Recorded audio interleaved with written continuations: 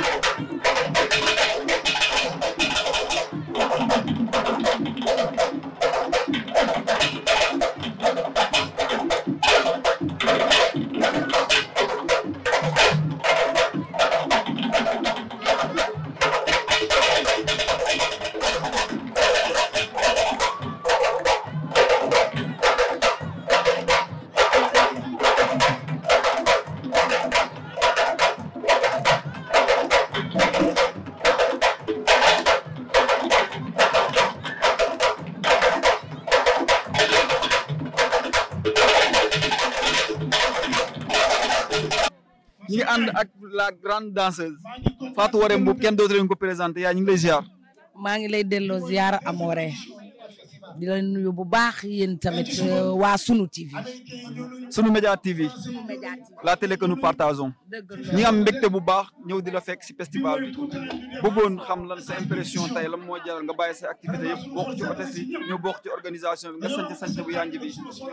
waa damay remercier bu baax ki nga xamante ne moo ñu fi dajale muy Baye Mbuub ak Mbuub Percu di ko remercier ci lu rëy li mu def ndax hommage à Massa kooku ñëpp a ko war a rendre hommage grand Massa nekkoon manageru groupe yu bari dëddu tey ñu koy rendre hommage loolu dama ciy kontaan di ci féliciter Baye Mbuub ak ndikku soxnaam ak waa Mbuub Percu gépp sama teewaay nag du dara lu dul bëgg aar rek Baye Mbuub def lu rëy woo ñu jabaram dagg ay hôtesse jox ñu war a ñëw war a bég tey bégle kontaan continuer suñu xol sedd ñun ñëpp ñu daal di ñëw rek daal di rek jàppale waa Mbuub Percu loolu rek moo ñu indi ci bés bi waaw ndax aara woote aar di ko wuy si tey aar bari.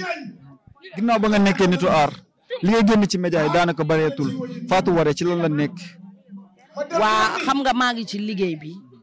des fois ma am samay cours international dem joxe ji ko ñëwaat ak rajo bi ma nekk teel a xëy mënta ànd ak guddee tëdd waate xam nga ba sama yaay gaañoog léegi deful 1 an moo tax activité yu bari ma wàññi ko waaye bientôt rek ngeen gisaat lépp incha allah.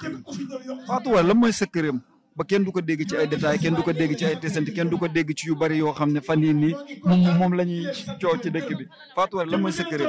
Fatou Waré secret mooy bëgg yàlla ak yonent bi ak sëñ Touba nekk taalibe sëñ Fallou rek waaw def lu baax wax lu baax bu jeexee maa ngi ci sama bopp toog jàpp sama njàmbur ndax métier la dañ ko fi bàyyi après dañuy am sunu ay doom ñu war a ñëw te les paroles s'envolent mais les images restent et les écritures kon ñëpp rek damay ñaan yàlla ñu rafetal rek. kenn doon leen ko présenté borom dëkk lu tax ma réew l'artiste incontournable kenn doon leen ko présenté fii Sénégal ànd ak média yaa ñu ngi lay ziar. ñu ngi delloo ziar. waaw affaire bi affaire famille la rek boogaa sama mag la ñoo bokk ndey Baye Mbuub sama frère la kon affaire bi famille la samay doom a koy tëgg samay waa kër ñoo koy tëgg ci sarkal ci ba aussi sama mag ak sama njëkkee tàppo ak Pam Malick kon kontaan naa trop.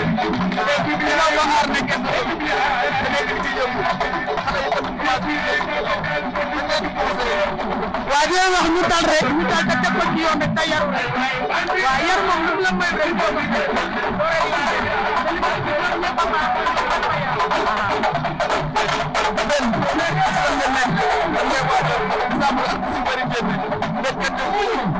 man dama jógee ci dese moo tax sama rakk jigéen dafa wàññeeku yàggul dara mais incha allah fan yii néew rek ñu ngi waaj dara incha allah voilà. waaw mu nekkoon suñu yaay Mbène Diatta Seck l'artiste l'incontournable koo xam ne kenn doon leen ko présenté fii ci suñu média TV fii ci festival bi ak Ngueweul gi jaajëf. sama séeri Nogay moo xam ne maa ko tànnal sama bopp Nogay ñu ngi lay ziar. waa nii nga def. di kontaanaat bu baax. waaw kontaan rek bëgg a nekk benn rek nit ku di suñu yaay ñu organiser lii pour artiste yëpp nit ku hôtel artiste yëpp pour ñu mën a nekk benn kafoore kon Sénégal loolu lañ xam artiste yëpp loolu lañ xam kafoore loolu rek lañ macha allah. ginnaaw ba nga nekk benn nitu aar tey yëpp aar mën nga ci boole bi yëpp lan ngay wax xale yi ci bëggoon. waaw ñu jàng aar rek jàpp ci aar comme non loolu lañ bëgg moom lañ wax moom la ñuy def bàyyi suñu jàng bàyyi suñu lépp di aar kon duñu def lu dul fonk ko téye ko xam nga ñuy teg suñu tànk loolu la rek. waaw ginnaaw ba ñu rafetlu kàddu yi lan ngay ñaanal sa bopp di ko ñaanal sa gaay ba déwén incha allah. waaw ñu ngi kontaan ci yéen bu baax merci beaucoup. salaamaaleykum ba tey ñu ngi ànd ak keneen ci hôtesse yi yaa ngi lay ziar. delloo ziar bu wér. rafet bu baax ci ndaw bi nekk la ak seen hôtesse yu naaj si. ma ne rafet bu baax ndaw bi nekk la la mos impression rek ñoo ngi kontaan bu baax ci suñu festival bi damaa bëgg nag waa Sénégal yëpp préparé suba la 30 tey lancement bi la rek suba la film bi. lan ngeen ñu présenté suba Sorano. suba lu doy waar la ñuy présenté bala yi amul benn barke yeneen bi dëgg neexu xale yi suba la 30 la ñëpp ñëw Sorano ñu wane liggéey. ban heure la affaire bi commencé suba. suba daal ñu wane luñ liggéey fii tey. acca mi ngi noonu saa su nekk ñu am mbégte ak contentement di ànd ak yéen fii suñu média ñoo ngi nii théâtre dernier Sorano ak Ngueweul gi festival parce que ne dafa interview bu toj incha allah.